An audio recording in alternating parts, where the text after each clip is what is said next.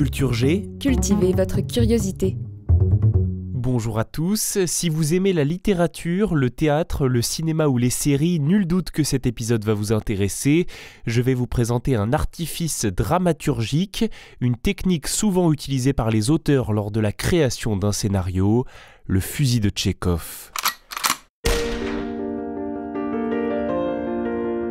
Anton Pavlovitch Tchekhov, médecin de profession, est un célèbre écrivain russe de la fin du 19e siècle.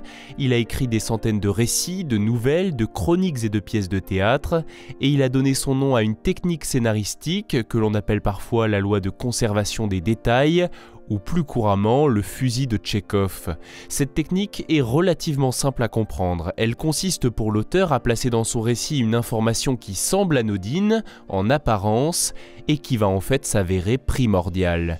Voici un exemple. Au tout début du premier film de la saga Retour vers le futur, on voit le personnage principal, Marty McFly, jouer de la guitare électrique lors d'une audition scolaire. Cela pourrait sembler anodin, mais le téléspectateur apprend ainsi que le jeune héros est musicien, ce qui s'avérera décisif dans une autre scène à la fin du film. On te dit qu'il est fini le bal, à moins que tu connaisses un type qui sache se servir d'une guitare. Anton Tchekhov, lui, a présenté ce principe avec un fusil. S'il est fait mention d'un fusil dans le récit, il doit ensuite servir à l'un des personnages. Pourquoi est-ce qu'il aurait un fusil au-dessus du bar? Parce que le pub s'appelle le Winchester.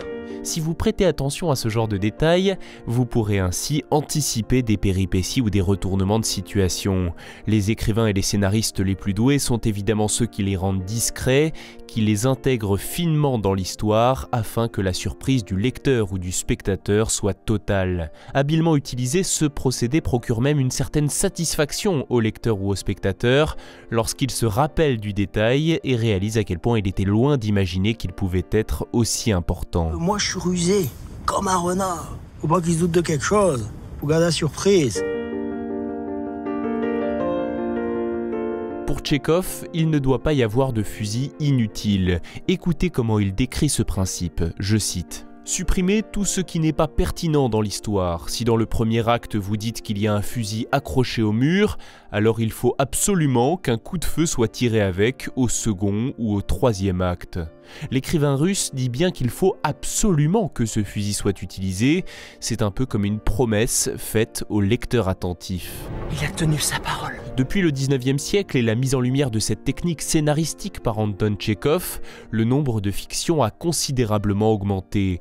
Le public est devenu de plus en plus exigeant et attentif à ce genre de détails. Nombreux sont ceux qui cherchent instinctivement des indices cachés pour tenter de deviner la suite de l'histoire. C'est pourquoi de nombreux auteurs placent désormais volontairement de faux fusils de Tchekhov, ou plus largement des fausses pistes qui induisent volontairement en erreur le lecteur jusqu'au dénouement.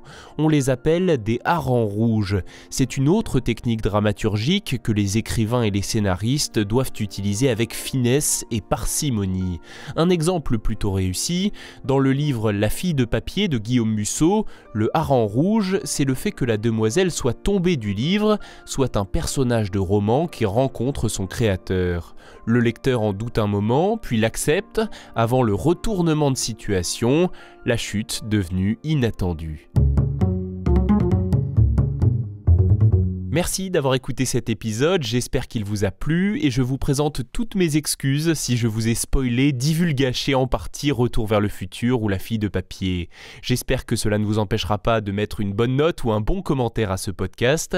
Pensez aussi à vous abonner à Culture G si ce n'est pas déjà fait en activant les notifications. À la semaine prochaine.